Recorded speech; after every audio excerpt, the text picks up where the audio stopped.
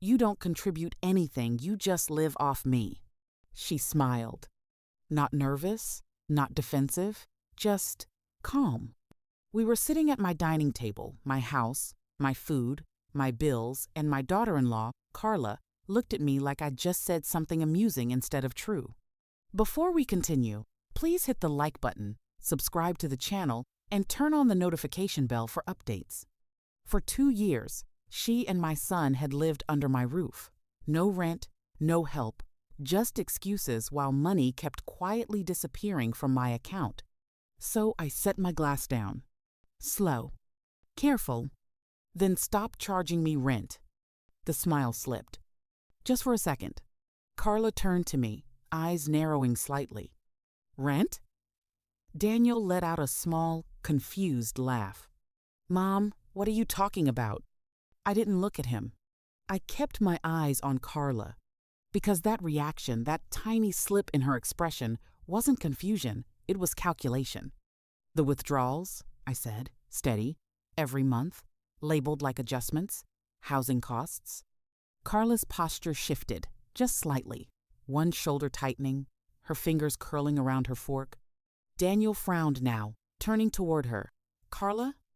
It's nothing, she said quickly, a little too quickly. She's probably misreading something. I'm not misreading my own bank account. That landed. Harder than I expected. For a moment, no one spoke. The only sound was the faint hum of the refrigerator behind us, like it suddenly got louder just to fill the silence. I folded my hands in my lap to keep them still. For months, I continued, I thought I was forgetting things.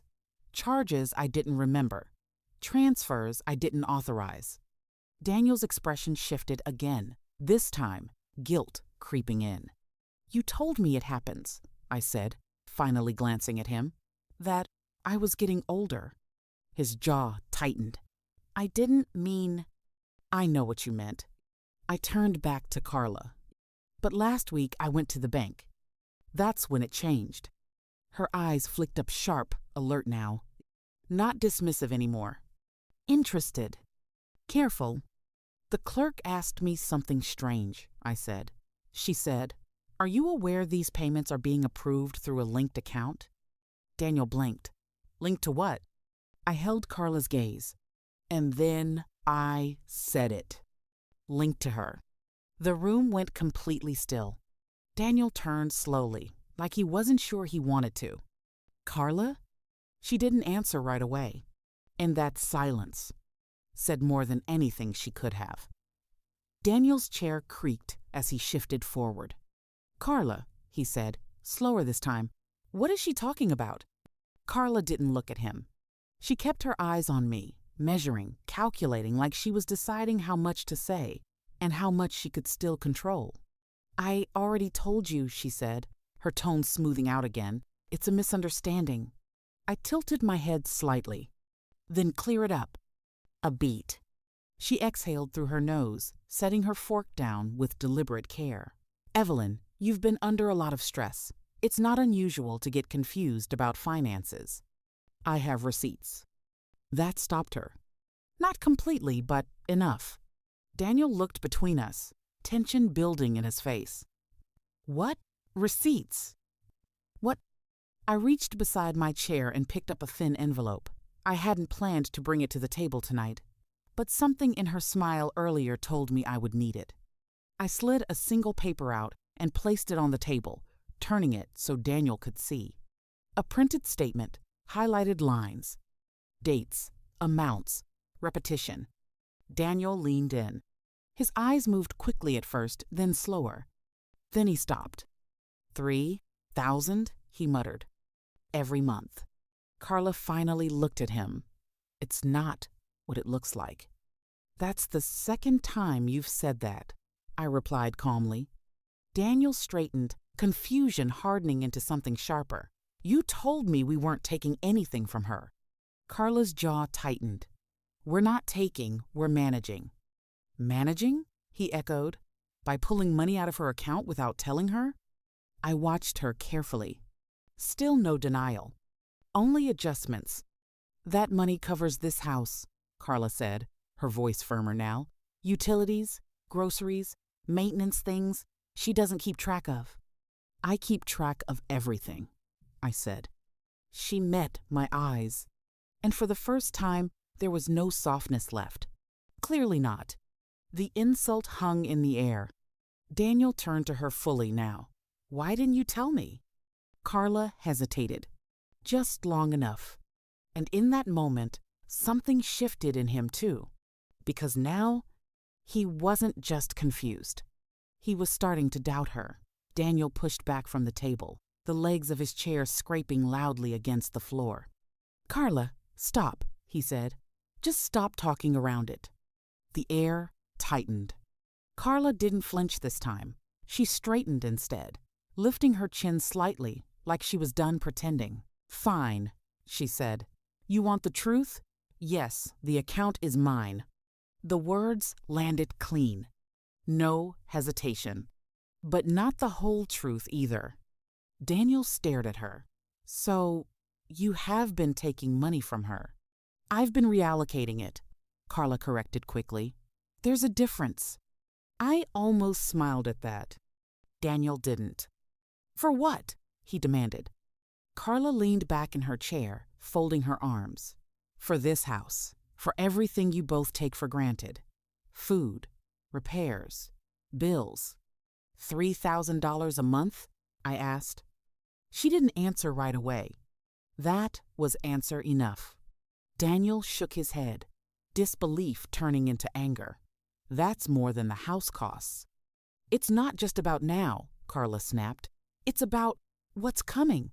The room paused on that. What does that mean? Daniel asked. Carla looked at him like he was the one being unreasonable. It means someone has to think ahead, she said. This situation isn't sustainable. Your mother's expenses, her care, the house, it all adds up. My care? I repeated quietly. She didn't soften. If something happens, she continued, you think we can just figure it out overnight? I've been planning for that. Planning. That word settled heavily. Daniel frowned. You never said anything about this. Because you don't like hard conversations, she shot back. You avoid them. That doesn't give you the right to take money from her. I didn't take it, she said. Sharper now. I moved it where it needs to be. Into your account. Silence. For a second, her composure cracked. Then she leaned forward, voice lower.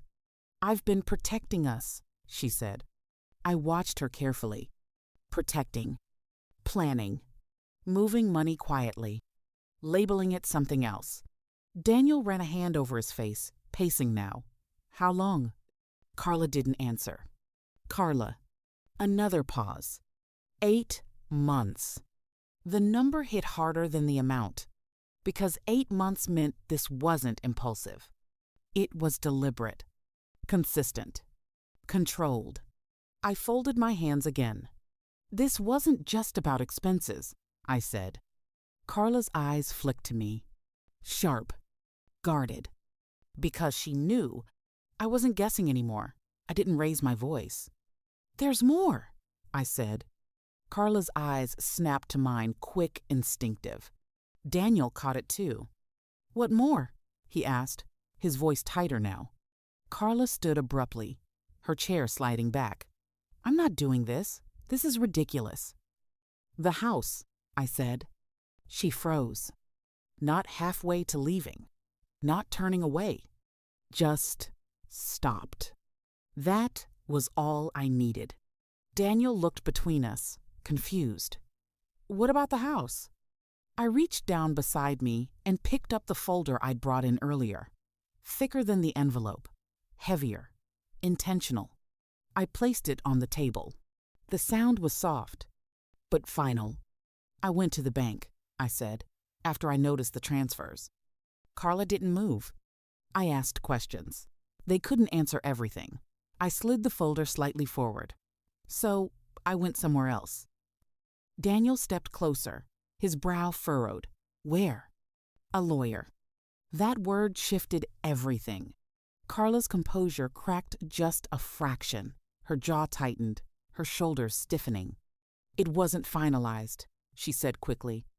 Daniel turned to her. What wasn't? I opened the folder and turned it toward him.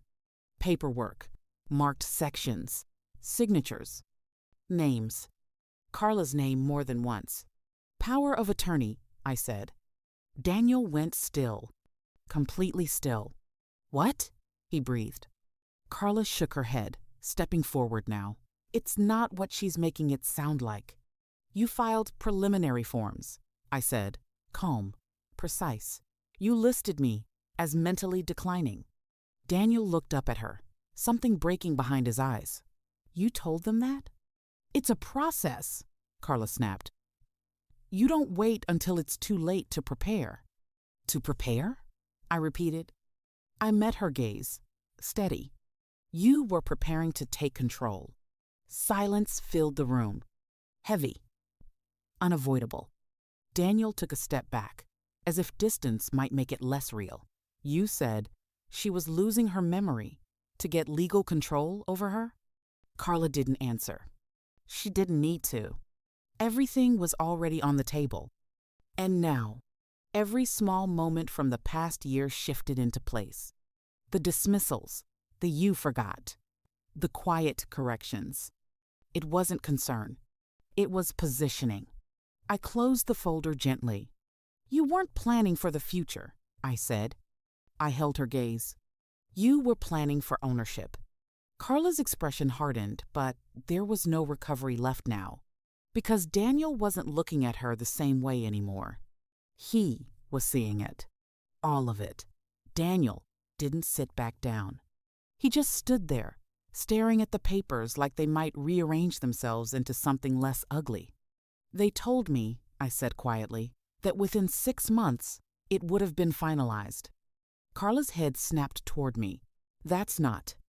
You would have had full authority, I continued, not raising my voice. My accounts, my property, medical decisions, my counts, my property, my property, my property, my property, my property, my property, my property, my. Daniel let out a slow, hollow breath. 6 months, he repeated. No one corrected me, because no one could. 1. Logical payoff. Everything lined up cleanly now. The monthly rent wasn't random, it was a pattern, a paper trail to justify ongoing financial control. The language on the bank transfers adjustments, housing costs. It was deliberate, neutral, defensible. And the power of attorney filings? They were the next step. Carla had been building a case, quietly positioning me as forgetful, unreliable, easier to override legally. Money first. Authority next. House eventually. There were no gaps left, no missing pieces. Just a plan that had been interrupted. 2. Emotional payoff. You lied to me, Daniel said. His voice wasn't loud. That made it worse. Carla stepped toward him. I was doing this for us. For us? He cut in. You told me she was forgetting things. You said she needed help. She does. She needed honesty. Silence. Thick. Final. I watched them, not interrupting. Daniel shook his head slowly, like he was trying to wake himself up. You made me doubt her. Carla didn't have an answer for that. Not one that worked anymore.